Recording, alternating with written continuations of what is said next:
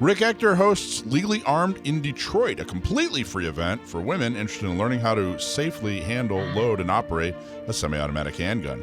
The most recent event had almost 2,000 attendees. Was he able to break his personal record? Find out next. But first, if you have legal matters that involve firearms, then you need to call California firearms lawyer John Dillon. If you have questions about red flag laws, gun registration, gun transportation, or maybe you just need to know that your guns are California compliant, call our trusted firearms attorney, John Dillon. John Dillon specializes in California gun laws. Call 760-642-7150, or you can visit his website at dillonlawgp.com. As we said, Rick Ector hosts a program that he came up with called Legally Armed in Detroit, and just had a huge event, so we wanted to have him come on the air and talk to us a little bit about what he's doing in Detroit. Rick, how you doing? Hey, man, I am great. First and foremost, let me thank you all for having me on the show, man. Good to be here. Yeah, thanks for coming on the show. So let's talk about your background a little bit. Are you born and raised in Detroit, or? Native Detroiter, man. I lived my entire life here, except for that 1 year. I believe it was like third grade. I attended Howard Rusa Elementary in Evansville, Indiana. But besides that, native, lifelong Detroit resident. Oh wow, that's cool. Now, what's your day job? What do you do in Detroit? Well, I'm a firearms instructor, man. Okay, cool, nice. And I teach interested citizens on how to take on a more active role in their personal protection. And you know what? I had my own face-to-face brush with danger about 15 years ago. Got robbed in my driveway at gunpoint, and it sort of put everything on a different trajectory. Now I'm a firearms instructor, and get this, I give away free shooting lessons to interested women. That's awesome. I want to talk about that. We especially want to go over that in the next segment. But first, I really want to talk a little bit about you and your business, and how that's a very interesting backstory. Now, that's what got you into being a firearms instructor, is being held up in your driveway? Well, actually, it was a journey in of itself, man. I had owned a 12-gauge shotgun that I had in the house for personal protection and self-defense. Had no dreams of carrying a pistol outside the home, even though Michigan had recently, at that point, had gone shall issue, even though it took a whole year to approve your application. But when I got robbed, man, I just got immersed in personal protection and learning everything I could. And once I reached a saturation point, I turned to instruction, not because I wanted to teach, but because I thought that learning something that firearms instructors knew might give me a little edge as a regular just go to work and fend for myself citizen. Okay, so you're in your driveway. What are we doing? Going into your car, coming out of your car? Coming out of my car. I was coming home from work. Mm-hmm. I pulled into my garage and I was, probably looking around, putting things, in their proper place. You ever take a look in your garage from time to time? Sure. So anyway, I locked the car in the garage and was coming out. It's a detached to my home. And as I stepped out, man, two guys are standing there, and one of them produced a handgun and announced a robbery. Wow, that must have been terrifying. It wasn't, a great moment, but, any number of things could have happened. Luckily for me, at the end of the day, I wasn't shot and killed. And so what did they want? Did they want money, or what did they want? They wanted cash. They wanted money, anything that I had of value. I mean, they took a watch, my wallet, all of my identification, anything that I had on myself that was of value. They didn't take my wedding band, though. But, they had some interesting ideas of what we should do once they discovered that their haul was only $40. But, luckily for me, I used common sense and didn't oblige them with some of their ridiculous requests. So I'm guessing they got away. You never saw these folks again, never found, never prosecuted? No, I don't have an official closure on the story like my description led to suspects being arrested and me being able to pick them out of a lineup and them being prosecuted. Nope. I don't have a nice TV story ending for you. But I okay, was so robbed at gunpoint, and it changed the trajectory of my life. It moved me from just owning a 12-gauge shotgun at home to exploring more options for personal protection, immersed myself in anything I could find. And eventually I turned to being a firearm instructor.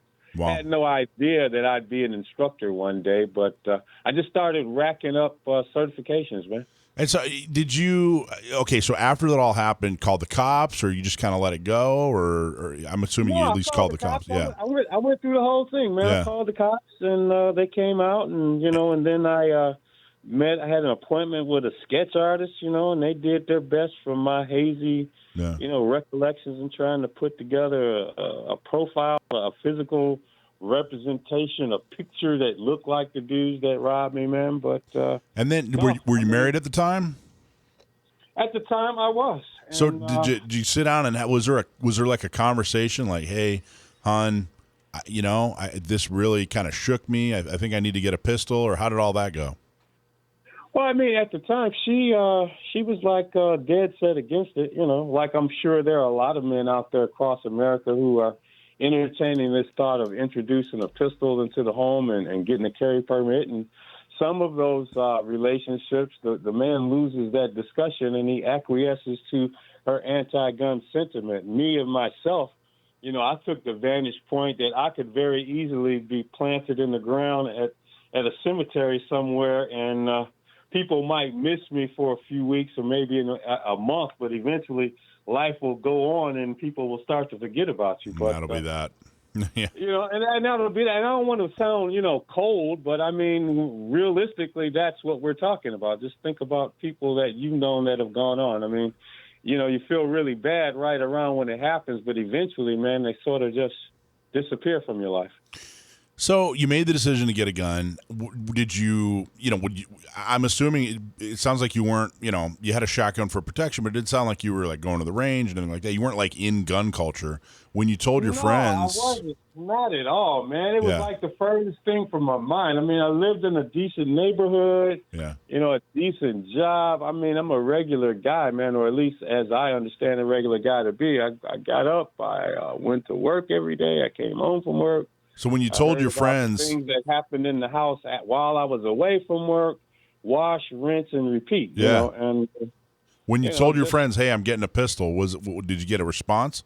What was it like? Did you get negativity? Did you get people were supportive, or what was it like? It was a mixed bag, man. Some people were, okay, yeah, that sounds like a cool thing to do, and then some people were like, well, you're just going to make the situation worse. There's going to be now another person with a gun, kind of like what you hear from certain left-leaning politicians when they get on these different shows preaching against gun ownership and exercising your right to carry, man. But you know what?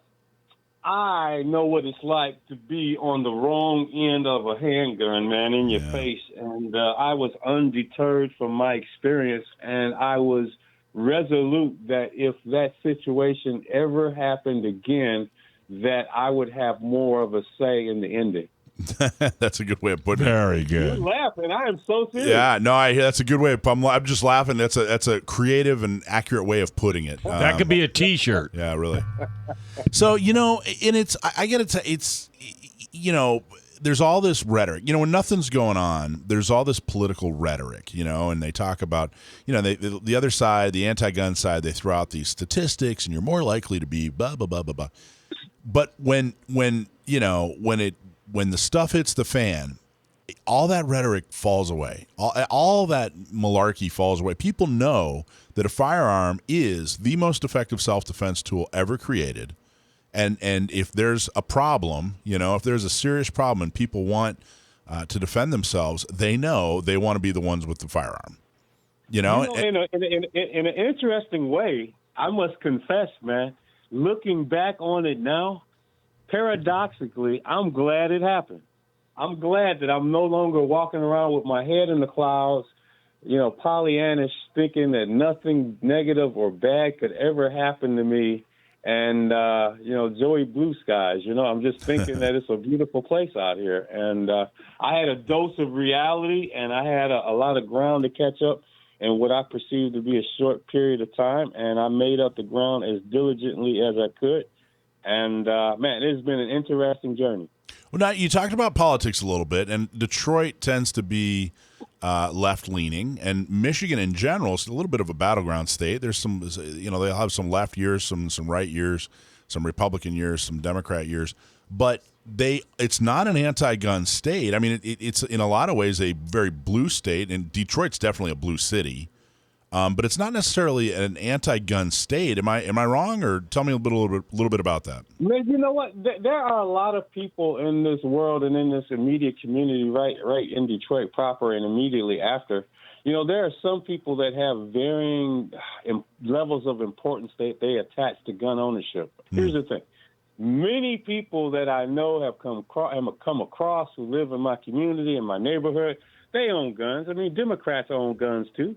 I mean, just like people who are not Democrats own guns. It's just the relative importance that they place on gun ownership when they step into a voter booth, depending on what particular ideology that they follow or charismatic personality that best reaches them politically. But the vast majority of people I come across, they have guns. It's just some of that other stuff is more important to them. But having been on the wrong end of a firearm in my backyard, I place a very high degree of desire to having the ability to have a firearm and preserving that into the future, not only for myself for the rest of my days, but for anyone else out there that may have an epiphany and decide that they want to embrace their God-given right to own a firearm. Well, and Detroit is, I don't know the reality. I've never been to Detroit, but the reputation Detroit has, it's a fairly dangerous city, frankly. It's high crime.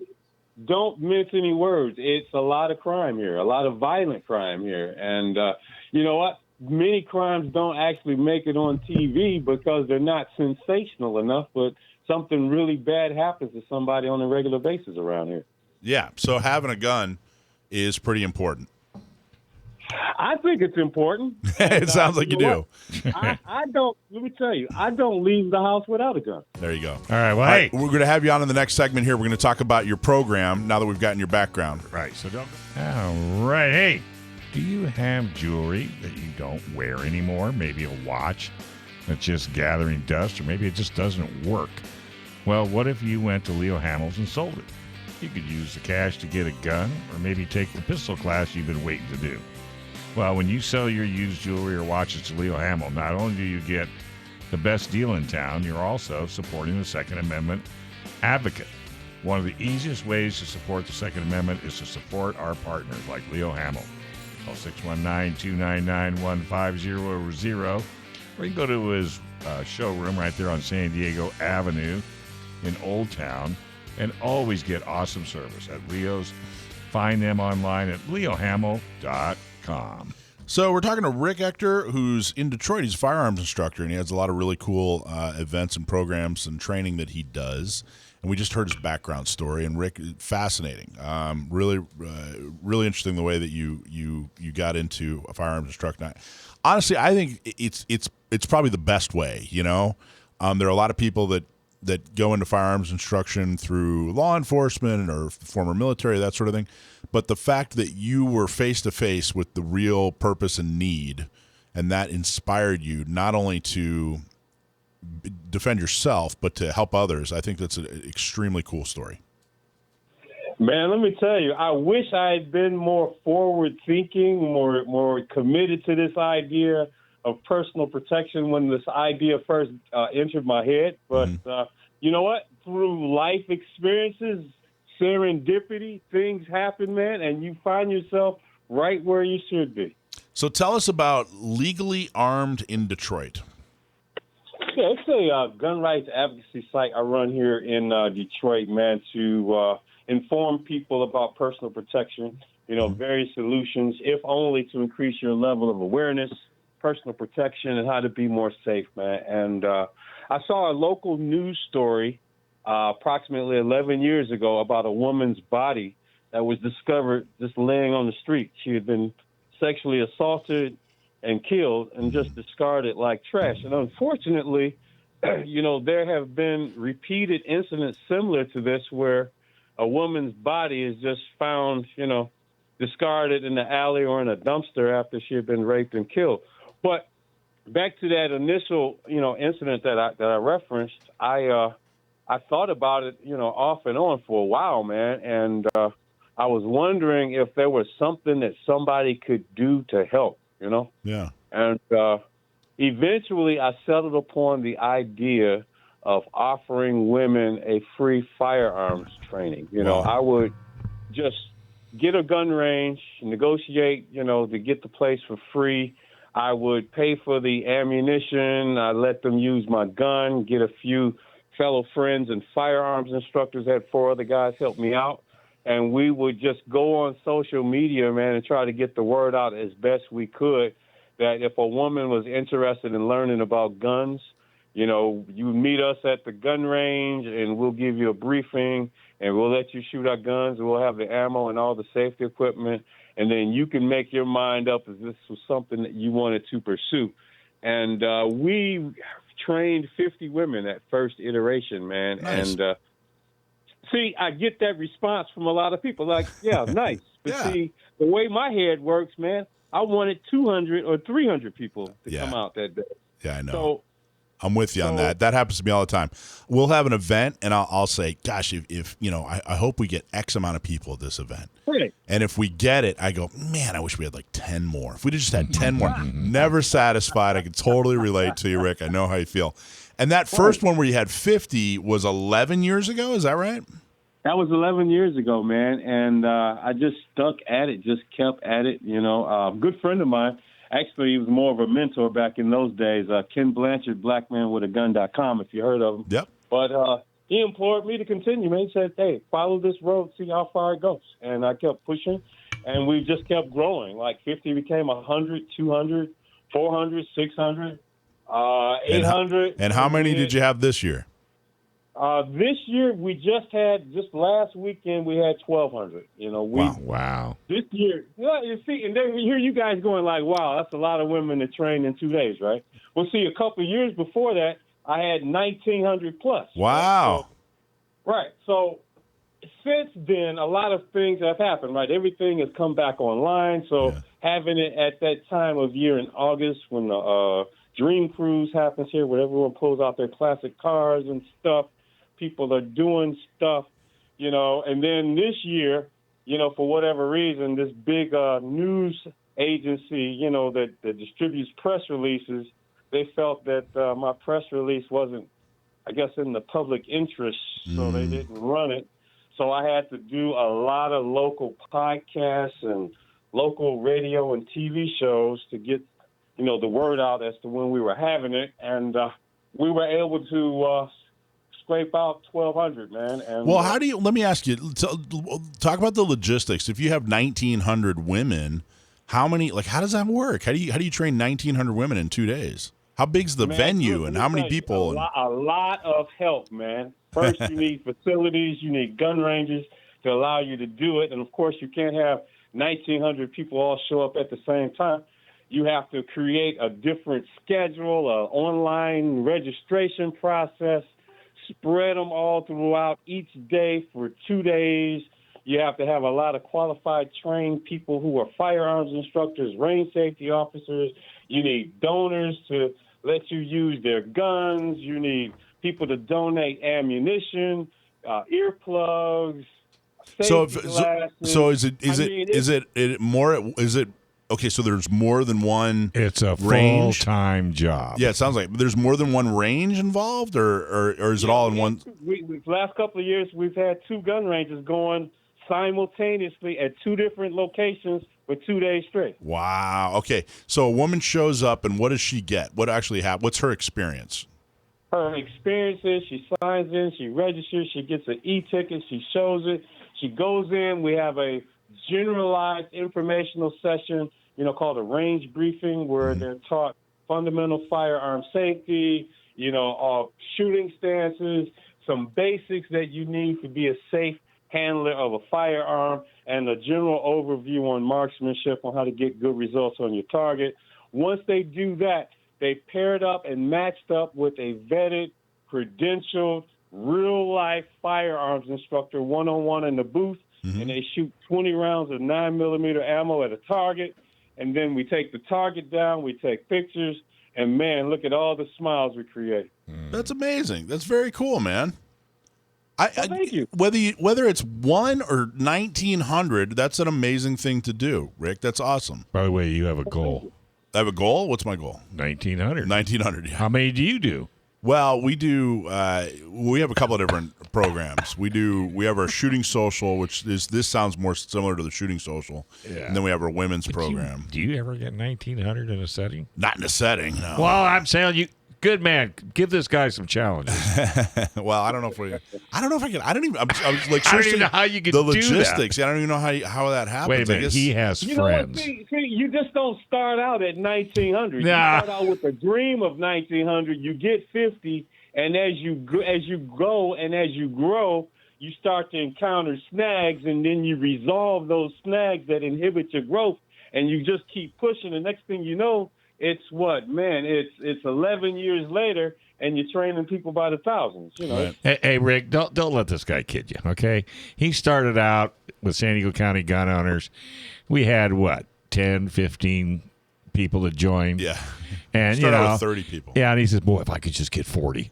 Oh my gosh, if I could just get 50." And how many do you have today? We're at about 3,300 members now. See, So I'm very happy and about it's that. just like what you're doing, Rick. But he's not letting them shoot. No, what do you- He's just taking their money.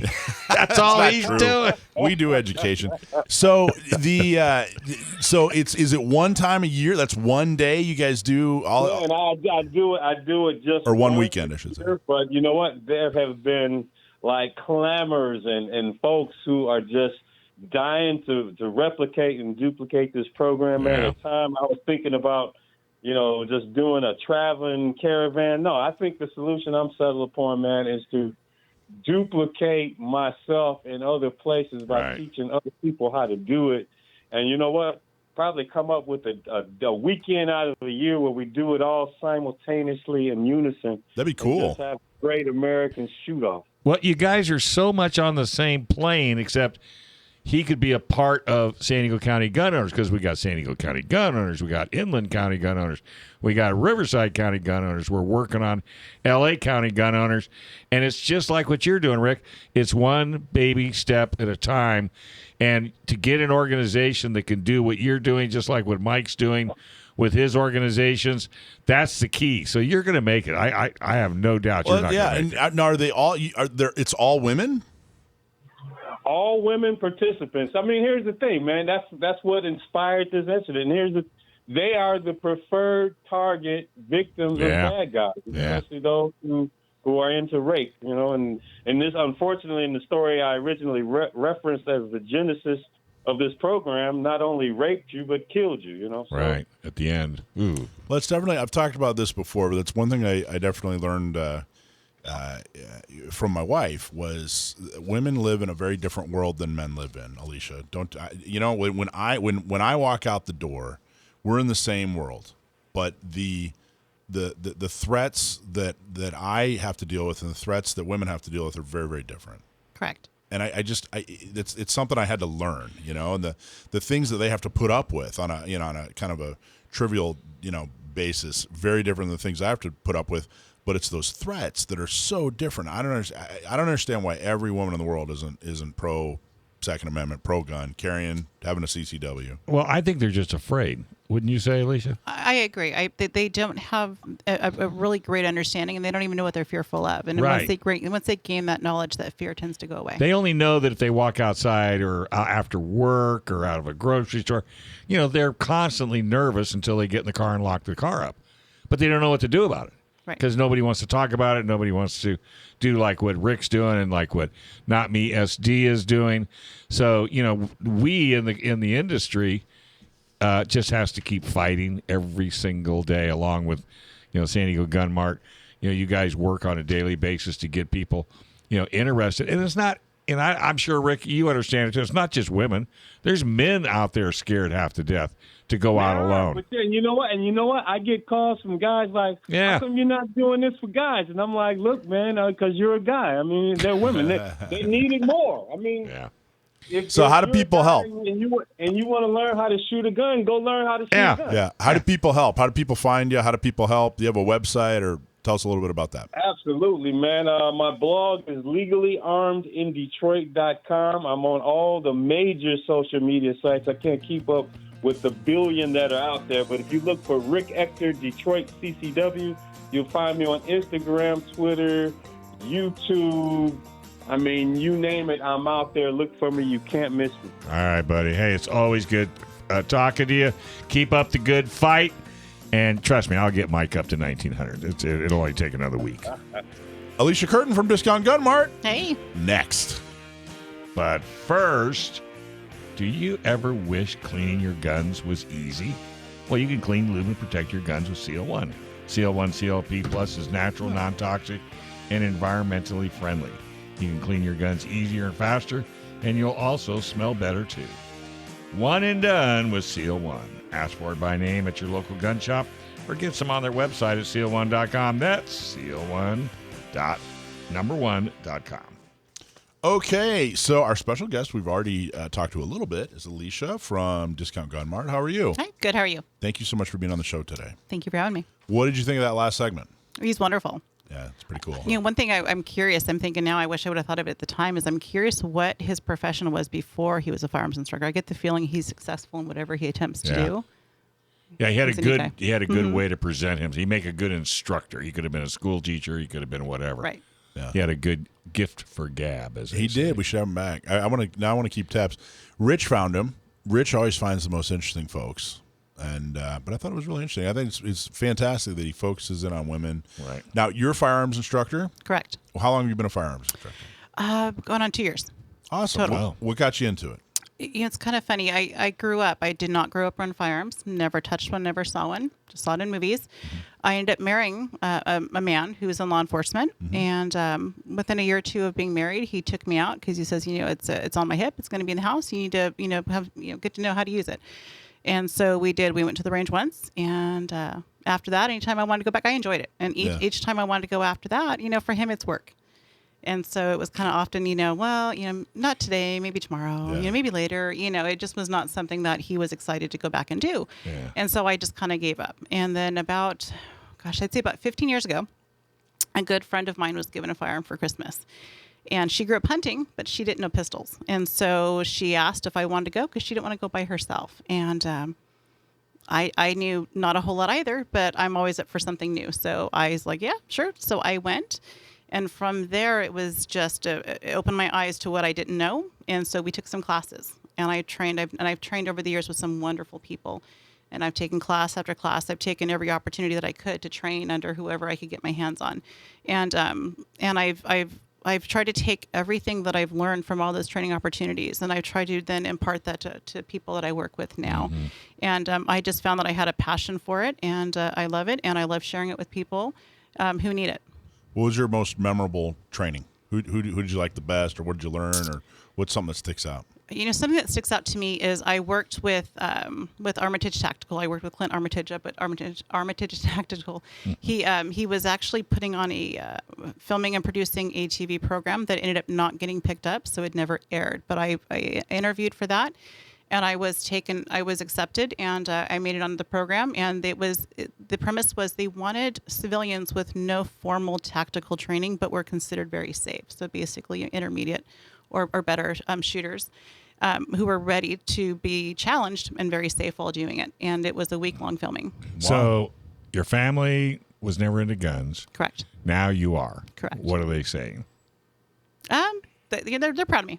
And they, awesome. yeah, absolutely. Are they shooting yet? Is your family shooting yet? My children are. My children. But not your mom and dad, or no. Yeah. Are you from San Diego? I am born and bred here. Yes. Born and raised in San Diego. Correct. One of the. You're the one. I'm the one. So I mean, San Diego isn't exactly known for it, gun culture. Correct. I think we're bringing it back. I think we are trying to get it known for more gun culture, and I think we're doing Correct. a great job. And we're very proud of that. But not a lot of shooting going on when you were a kid, right? Correct. None. in San Diego. Right. Except for maybe Simon and Simon, the set of Simon BB and guns Simon. in the backyard. Yeah, right. Well, if your family's not into it, then there's never a reason. I mean, you would never be No exposed to it Correct. I had no exposure. until you married your husband, who happened to unleash the animal, and now just go shoot, go away. I don't want to do it anymore. Right? Well, now that's what we go do on dates. Now that we're in a different place, and I want to go, and he's like, can I go with you? So yeah, Nice. yeah, Maybe you could teach him something. maybe. And you're a teacher, right? That's before you were a firearms instructor. You're a school teacher. Background in Correct. teaching. Correct. I teach with charter kids. Correct. Wow. And I homeschool my own. You still do it? I do once a week, so it's very part time. What year? I do all grades 3 through 12. So it's laid out much like a college schedule, and that Gotcha. every hour different classes. Gotcha. So this is teaching. So you already Correct. had the skill of teaching, and then you just married that with A new topic. knowledge of, that's awesome. Correct. So you already had the passion, you already had the skill set, new subject, boom, different students. Yeah, and a student is a student no matter what the age. Exactly. And as long as they're hungry to learn, then your job is somewhat easy. Absolutely. How cool. So what kind of students do you have? Tell me, your typical, or is there a typical firearms student? So there's not, but I am seeing a trend of a more common student that I'm getting more frequently than I did prior. We're getting quite a few people that are new to firearms that were, and they will admit that they were very liberal anti-gun before, and whether it be the riots in the area, just seeing the world changing with COVID, whatever it may be, whatever their reason is, that things are changing and their eyes are being opened, and they're seeing that maybe they need this thing that they feared before. And so they come and they purchase, and then they realize and acknowledge that they don't know what they're doing with it. Right. And so then they will book a class with someone like me. And Well, when fear comes into your life and you don't know what to do about it, you don't have a lot of alternatives. I mean, Correct. you could take karate, you could take kung fu, you can do all of that. Correct. But the ultimate is guns, as long as you're trained. And so I think that's why we're seeing this influx of people. How many students would you say you train a month? so I train a month. Oh gosh. That many, huh? Well, You gonna blow Rick out of the water? I should start keeping a tally. I'm by appointment only. So when people book me, I'm there. And if Wow. I open my schedule up, then I am booked pretty solid going out for a decent amount of time. So Are they students or relationships? I mean, do you little actually bit of both. bond with these people? I 'Cause, do. I mean, come on, you're getting into their inner sanctum, so to speak, and taking the fears away Right. from gun ownership. And I think once you do that, now it's a bond. It's not a Correct. student-teacher thing. correct. It's not just me feeding them the information that they Right. need. They do Right. they do tend to feed back and to let me know the reason that they're there, because that's a big part of the training. Is it's not just, hey, here's the gun, this is what you do with it. Is what is your goal? What is your purpose? Yeah. What are you Why are looking you for? here? Right. And so then of course they're gonna get into their story and what they're there for. Wow. Where do you start?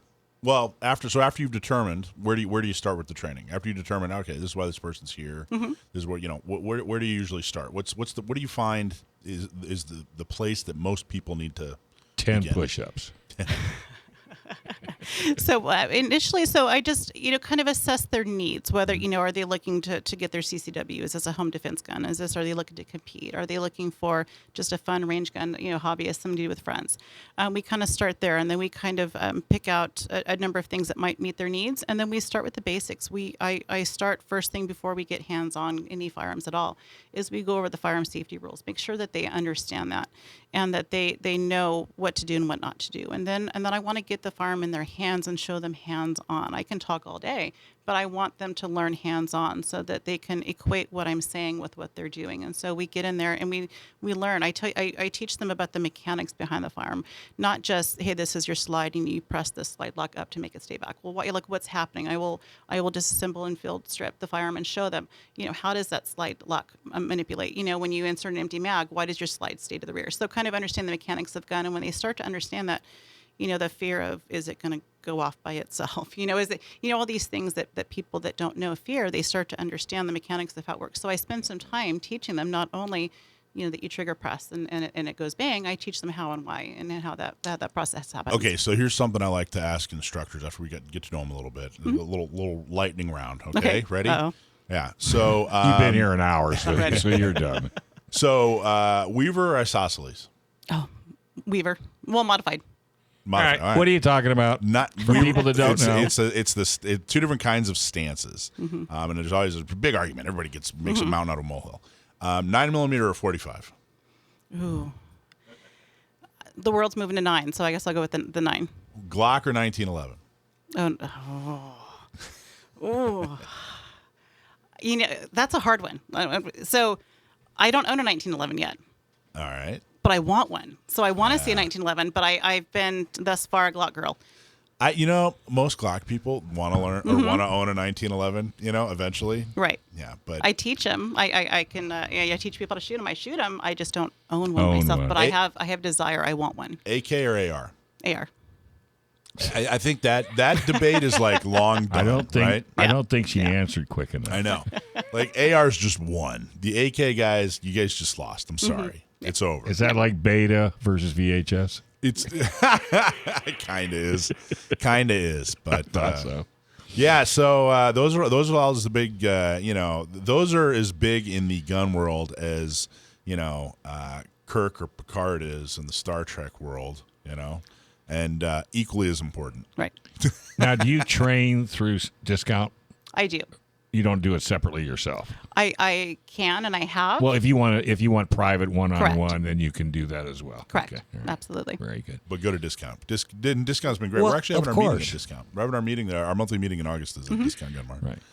Well, I think it's so important, and there's still that massive fear out there because I talk to people all the time. Because to be honest with you, I always pitch SD, not me SD. And I tell people all the time, and when I leave here tonight, I'm going to go get my Italian food and take it home to the wife, and I'll talk to the waitresses, and I'll say, have you signed up yet? And they know I'm coming, and I'll be there at 6:30, so let's see if they have an answer for me, because I will ask. Because I want everybody to be protected. Because the more guns we get in good people's hands, the less chance the bad guys are going to come, because now they don't know what's going to be at the other end of that. Thanks for watching this clip from Gun Owners Radio. You can watch us live every Sunday from 4 to 6 p.m. California time, right here on our YouTube channel, or if you're in the San Diego area, you can listen to us on 1170 a.m. We're also available on your favorite podcast platform for free. Don't forget to like and subscribe so that you can help restore and protect the Second Amendment, not just in California, but across the country.